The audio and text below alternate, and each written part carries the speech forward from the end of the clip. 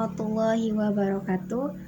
Halo semuanya, perkenalkan nama saya Elis Dejila dengan NIM 8622410130, kelas RA3 semester 3 Prodi PGSD dari Universitas Primagraha. Sebelum masuk ke pertanyaan, saya akan menjelaskan terlebih dahulu sedikit singkatan mengenai pendidikan. Itu bukan cuma soal ngajar pembelajaran di kelas saja, tetapi soal ngebentuk cara berpikir, bersikap, dan karakter siswa. Nah, guru bukan cuma menyampaikan materi, tetapi juga mendampingi proses belajar. Karena itu, cara kita melihat peran pendidikan dan lingkungan sekolah itu sangatlah penting untuk perkembangan peserta didik. Nah, dari situ saya akan menjawab pertanyaan dari Ibu dosen pengampu. Pertanyaan nomor 1. Perbandingan pendidikan sebagai transmitter of knowledge dan learning facilitator, mana yang lebih relevan?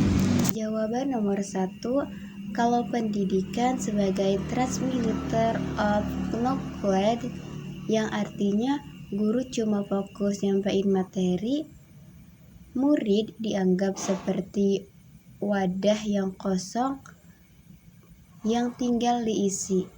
Nah, model ini biasanya satu arah, seperti guru ngomong, murid yang dengar. Nah, sedangkan pendidikan sebagai learning facilitator itu guru itu jadi pendamping belajar. Guru ngarahin, ngebimbing, dan nyiapin suasana supaya murid bisa aktif berpikir, berdiskusi, dan menemukan pemahaman dengan sendirinya. Nah, menurut saya pribadi yang lebih relevan sekarang itu learning facilitator. Soalnya zaman sekarang ini informasi gampang dicari di internet. Yang dibutuhkan murid bukan cuma hafalan, tapi kemampuan berpikir kritis, kerjasama, dan nyelesain masalah itu dengan sendirinya. Nah, guru tetap penting, tapi perannya lebih ke nuntun, yaitu bukan cuma nyuapin materi, tetapi peran pendidik itu lebih fokus ke ataupun pendidik membimbing peserta didiknya untuk mencapai tujuan peserta didik dengan semaksimal mungkin. Pertanyaan nomor 2.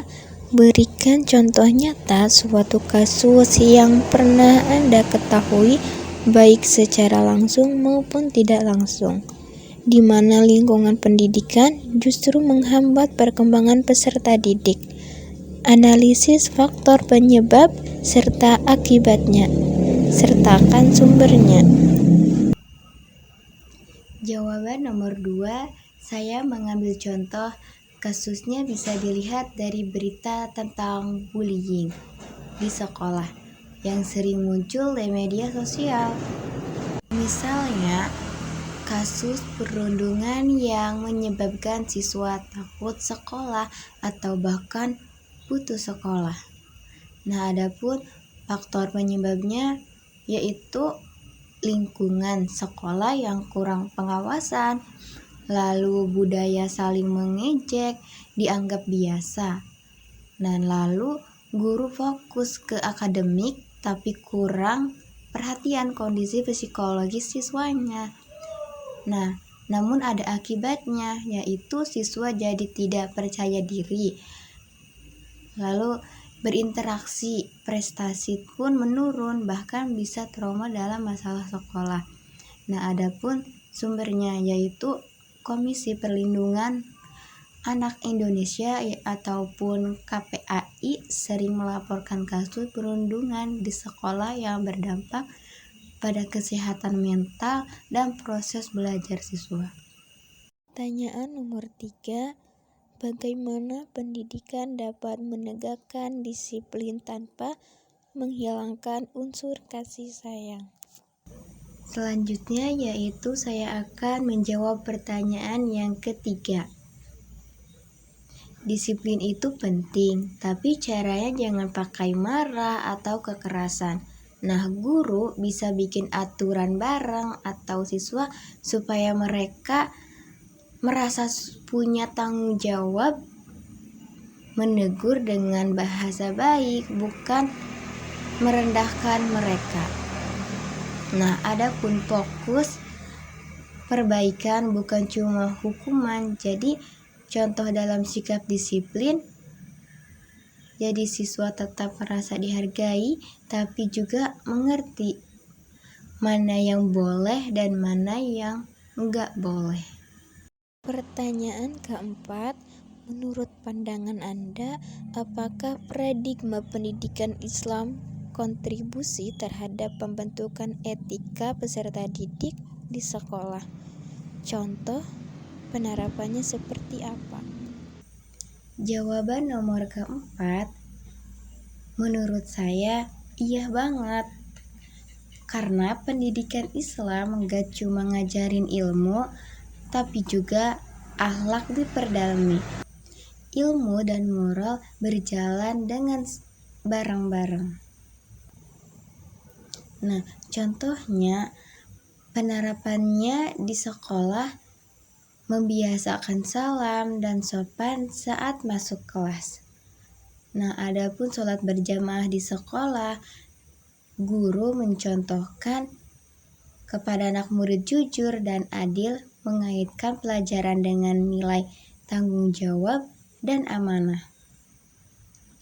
Nah, jadi siswa bukan cuma pintar, tapi juga punya sikap yang baik. Pertanyaan kelima, kritis pandangan yang menganggap pendidikan hanya sebagai proses transfer pengetahuan, dan apakah pendidikan dapat mengubah hakikat manusia? Mengapa? Jawaban nomor 5 yang terakhir yaitu kalau pendidikan cuma dianggap sebagai pemindahan ilmu, itu terlalu sempit. Soalnya manusia bukan cuma otak, tapi juga punya perasaan, nilai, dan karakter yang beda-beda. Nah, pendidikan juga seharusnya membentuk cara berpikir, membentuk sikap, melatih tanggung jawab, mengembangkan bakat ataupun potensinya. Nah, saya ulangi dari pertanyaannya, yaitu apakah pendidikan bisa mengubah hakikat manusia?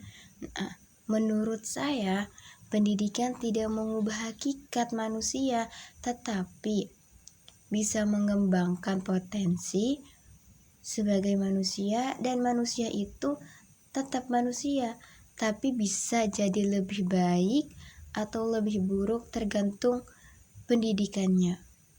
Nah, jadi pendidikan itu mengarahkan, bukan mengubah kodrat.